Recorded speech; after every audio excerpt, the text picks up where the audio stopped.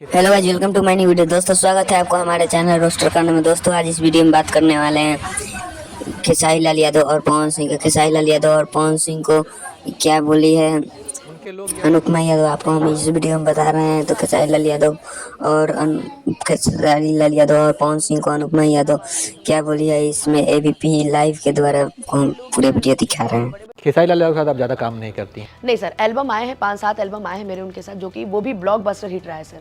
चाहे वो सैया की रोटी हो, सबसे पहला गाना। आप क्यों नहीं आते हैं आपके साथ? सर, उनके लोग गाने नहीं देते मुझे। उनके लोग या वो खुद?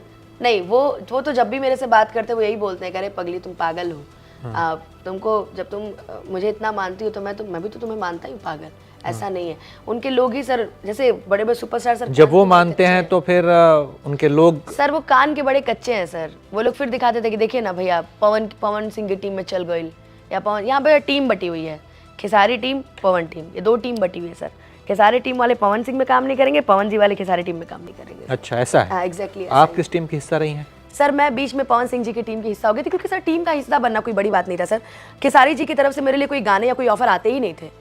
तो सर टीम आपने बदल दी? नहीं, टीम मैंने नहीं बदली सर। टीम मैं सर शुरू से ही, आप उठा के देख लीजिए सर, ले लो पुदीना से लेकर अभी तक